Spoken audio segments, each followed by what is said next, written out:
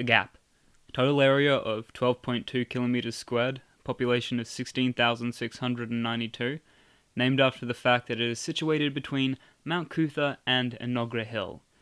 The Gap, in between two hills. It takes you 5 minutes to drive from the most northern point to the most southern, and 11 minutes to drive east to west.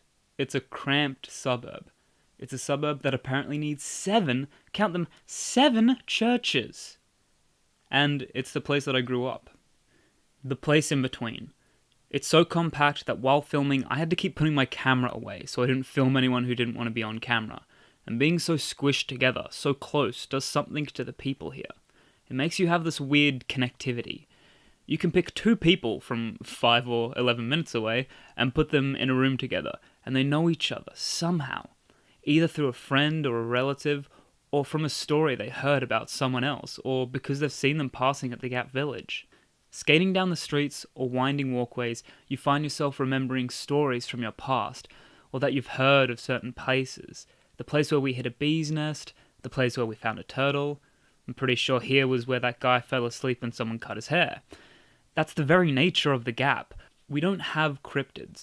The stories that get into the news about us are hardly interesting, and we're hardly the muse of some auteur, but there are stories baked into the sidewalks here. They're told by the Gap mums.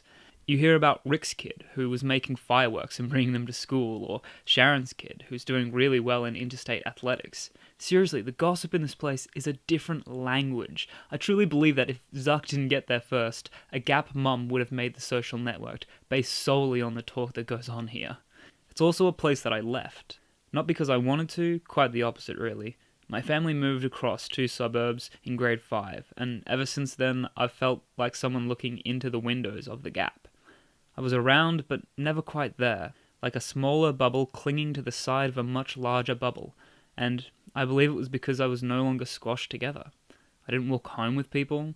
Hanging out after school wasn't something that happened in passing because I needed to go. So I would go home, go online, and watch through another window, hoping that seeing the connection meant I could almost feel it. I blamed a lot of my issues on not being there. My weight gain was because I couldn't go out and play after school, my social anxiety because I had to talk to people over MSN rather than in person, and I'm still getting over those problems and passing my way through that blame. But coming back here, I realized something. I was never on the outside. No matter my geographical location, I was always in some way in the place in between. I was in the stories that were being told. I was in the memories of those walking down the paths. I was the connection between those 2 people who lived just down the road from each other. That's why I love this place, because it's me. So much of myself is based on this place. I might call it scummy, and it might be the place where goon sacks lie dormant amongst creek beds, and I might tote its stories of criminal activity, and though I say all this to be funny, really, it's what I love. Sometimes it's hard to understand what love is, but being in the Gap, I know it, and if I haven't shown you what the love that is the Gap is in this video, you probably just won't get it. That's not on you though, maybe it's on me for not being able to explain it well enough, but if you're from the Gap, I'm guessing you understand already. I had a friend who was nice enough to show me around where she lived on the south side, and she told me of the best kebabs and the best fish and chips, and I could understand, but the thing is, it wasn't the best suburb. Because I know the best suburb. It's the one in between 2 hills.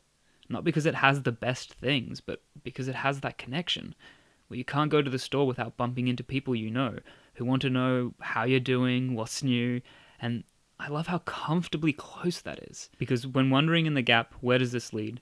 The answer is, to a friend's house, to a place I remember, to the shops just for a chat, or back home. Everything leads down 2 hills, together, into the Gap. Also, a kid at the skatepark told me to stop vlogging, and I told him no, so he said some expletives about my mum, and I had to weigh up the ramifications of hitting a kid, so really a mixed bag.